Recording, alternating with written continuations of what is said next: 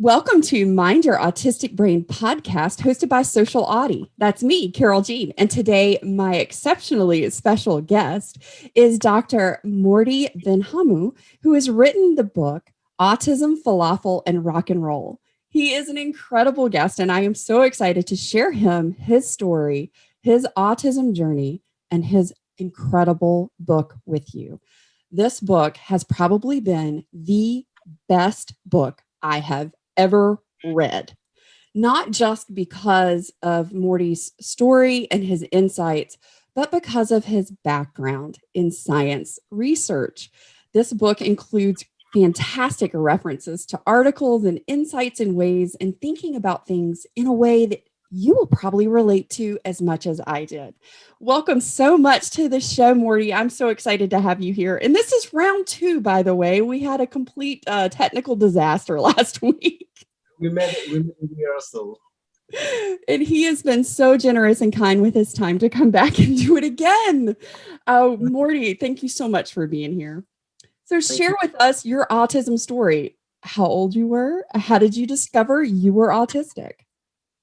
I had issues with my senses, issues with socializing and stuff like this. But it was in the 80s, so we did not know nothing about autism. I was first diagnosed as PTSD. I'm still diagnosed with the PTSD. And I found out that I was autistic when I was 18. I was at a psychiatrist, and he told me, "Guy, it looks like you are Asperger." I couldn't really deal with it. I had so many titles on me as Jew. I was in France in this period, and I was titled as Jewish, Arabic, weirdo, whatever. So PTSD. So autism wasn't a title I wanted to, and before the diagnosis, as I told, I struggled with the intense sensory world. My hearing, my sight, my touch are really sensitive. Obviously, communication problems, social panic, obsession, obsessive behavior. So I have some clues about me being an autistic, but without knowing that it is autism, Well, I know that in your book, you talked about how you had moved out and you had left home. When you were going through this process, were you still living on your own at that time? It's not really at my own. I get help, and I get helped by the high school, or the team of the high school, from the janitor and to the head of the high school. I get help, so I can't really say I was on my own. I was a few months homeless. I used to work in the coffee shop in front of the high school, but I didn't. I can't take all the credit. I really get help. I loved the story that you had in the book about how you got your job at the coffee shop, that you had walked by and you were thinking, okay, I'm going to go ask this man for a job and he has no idea who I am. And you went and introduced yourself and asked about having a job. And he said, yes, I know you. You're the young man who smiles and says hello to me every morning. Being polite really helped me. It's amazing how just gentle kindness pays off. For the world around us. So in the Arabic culture, I'm coming from this culture, we have a word for this, maktub. Maktub is fate.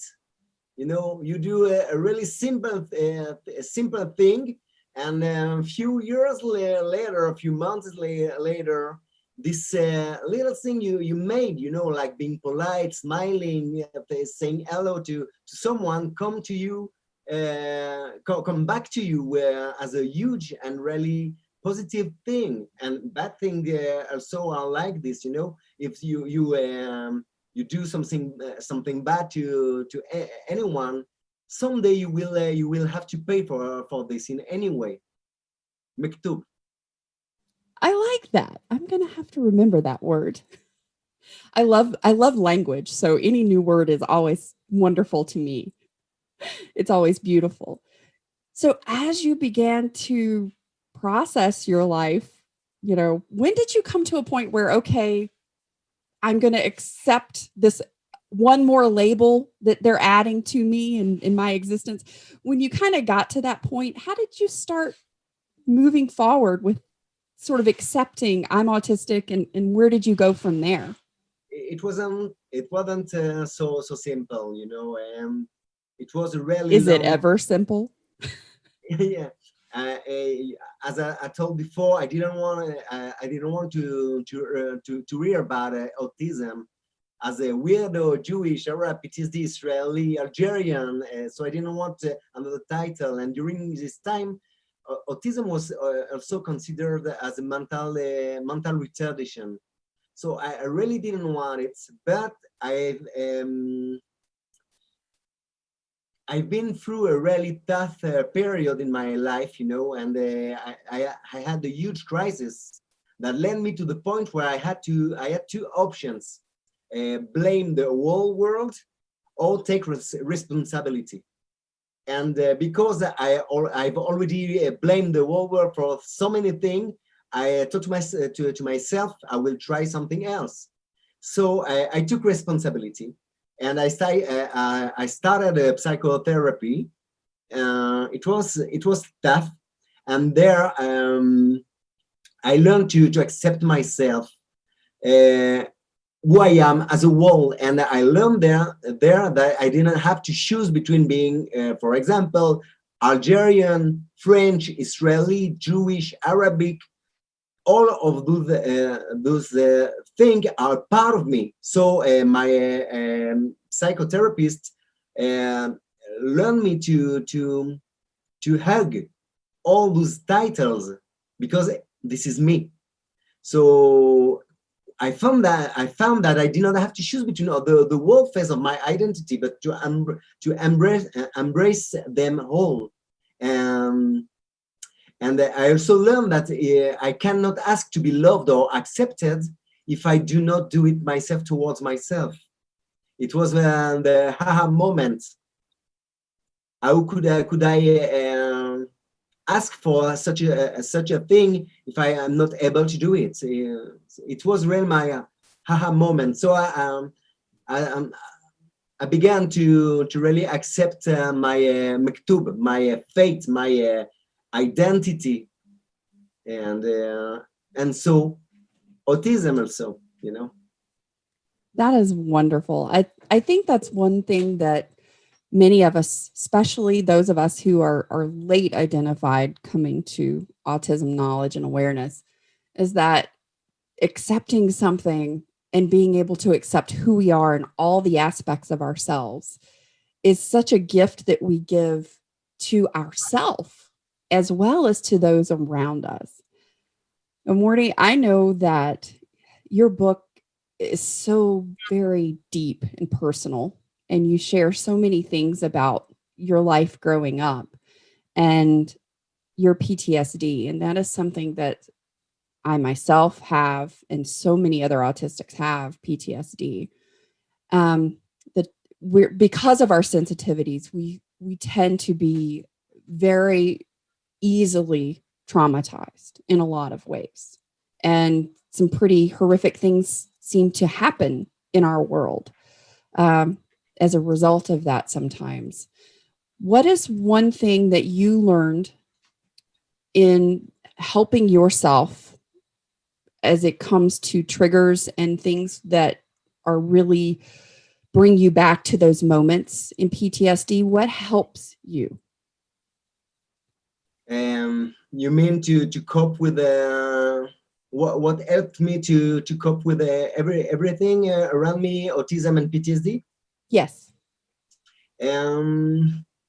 The main thing I would say is that my differences are not a curse, but a uniqueness.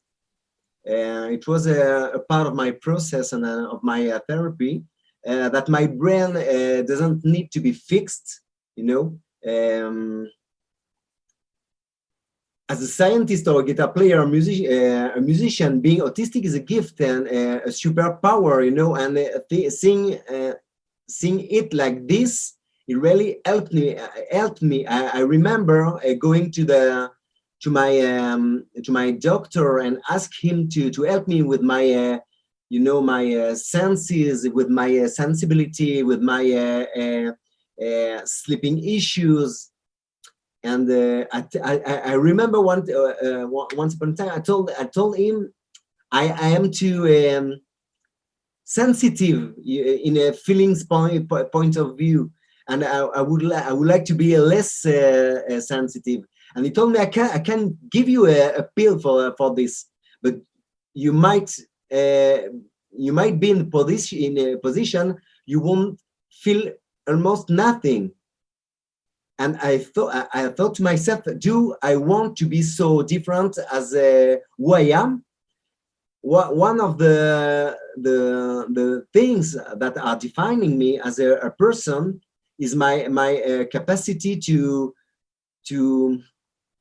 overreact for the bad and for the good, to love in a really total way, and to enjoy in a really total way because of me being an autistic. So taking a pill to be insensitive was to me the real curse. So I understood that I didn't have to be fixed. That's who I am. This is who I am, and I have to hug it, to embrace it. So, and as a researcher, my brain, as I saw it once as a curse, as a researcher in science, this is a gift, seeing things in a really different way than the other researchers. This is my the key, accepting and seeing you as unique, and that you have your place in the world, in this world. Oh, I love that. That is so wonderful. So what is the best thing that you have learned about yourself as an autistic person? The best thing I learned is that I am autistic. This is the best thing, I had all those social issues and communication issues, and I was the weirdo. So if you are looking at me as a normal person having issues with things, so you have no excuses. You're bad. You're not playing the game by the rules. But being an autistic, it was like being an alien. I had the right to be different.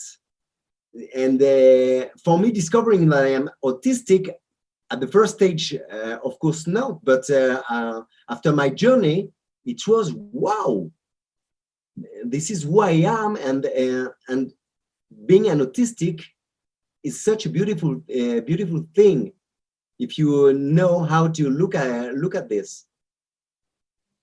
I love that, because I think that was probably the biggest thing for me. And I know from talking to so many other autistic adults as well, that when you get to the point of beginning to understand your brain and how we are wired differently, and how incredibly wonderful it is that it's such a gift that we are different, and we have every right to be different. We don't have to be like the rest of the world, and to accept and love the way that we are is such a freedom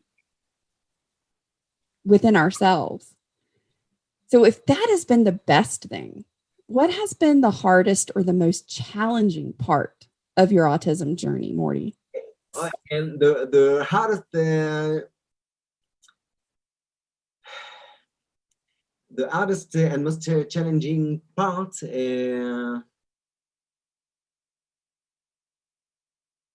telling people was my hard time, I guess. At the beginning, despite I managed to accept myself, I had hard time to tell others about me being an autistic. So I guess it was, because of my, I'm so afraid to speak to people, to communicate, but in fact, telling people, as I thought it was the tough thing in my history, was a blessing, because from the point I explained my autism, people knew how to deal with me, how to cope with me, and why, and knew why I act or react like I do. So it helps me. Telling them at the end really helped me, because they knew how to deal with me. They knew how to share my behavior to a title. Okay, he's acting like this. He doesn't show to our parties or whatever, not because he is not interested in us, but because he is overwhelmed, because of his senses, because of him being really afraid of communicating in front of people, or a thing like this. So telling people was the hardest thing, but both was a blessing. I had a wonderful conversation with my friend Maisie Santantio from Autism Career Pathways. And for her, she was talking about sharing her autism diagnosis with her friends and family. And for her, she said it was so much easier to tell a total stranger first than it was to tell people she was really close to. But she said for her that the other side of that was that she opened up the conversation with her friends and her family by saying, ask me questions. Ask me questions about autism, something that you want to know, or something that I've done that maybe confused you in the past, so that we can start talking about it and I can help everyone understand me better. And I thought that was really an amazing way to approach that. Yeah. Yeah, I quite agree. Sorry, I'm stuck. I used the word share before, and I meant associate. People could associate my my behavior to the title autism. So sorry for my English. And a really important thing to say to the people that are seeing us is saying that I wrote my book in Hebrew, and it was translated in English by English speakers as a mother tongue, but not only English speakers, autistic English speakers, because I wanted, in Italian, the word traitor and translator are really close. Oh, goodness. Yes, and translating is like cheating, like being a traitor, because you don't give the thoughts of the writer as they really are, because of the language and other cultural issues, and I decided that I wanted autistic people to translate my book, because I didn't only want them to translate the language, but also my way of thinking, my unique way of thinking. And no one more than an autistic is able to do this. So my editor and my translators are autistics. And I can say that the book is written so beautifully and translated beautifully in such a way that there were moments as I was reading through your book that it was like all I could think was, finally, somebody understands and speaks my language. This book speaks my language, my autistic language. Absolutely. This is a language. Research prove that there is an autistic language. You can look as a researcher to autism as a lake of communication. But because of this research, you can't think like this anymore, because the research say that autistics between them are communicating way more in a better way than neurotypicals between them. It's absolutely fabulous. So this is not a lake of communication or disease in this concept of communication. This is a different way to communicate.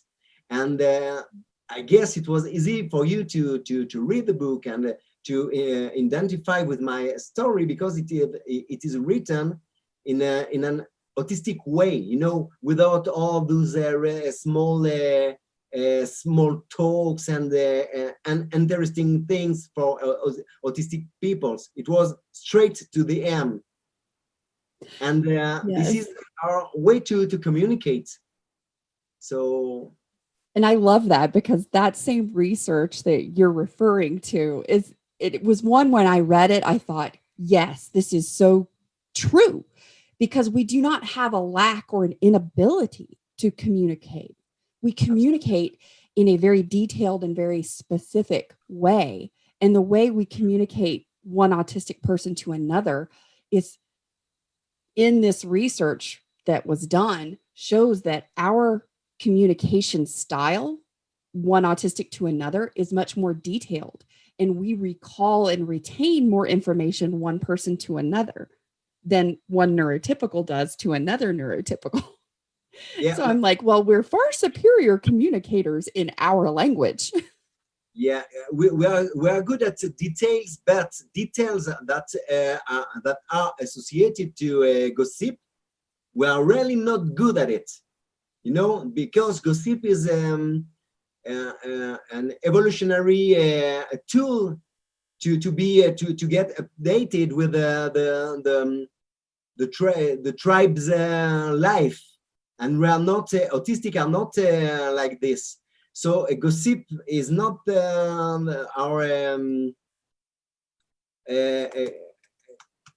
this is not information that we retain at all, but other small details we do. So in my book there is no gossip, only straight to the aim, and just the facts, sir. That's what it is. I have to say that in Israel, my book was, I guess now I can tell it is a bestseller.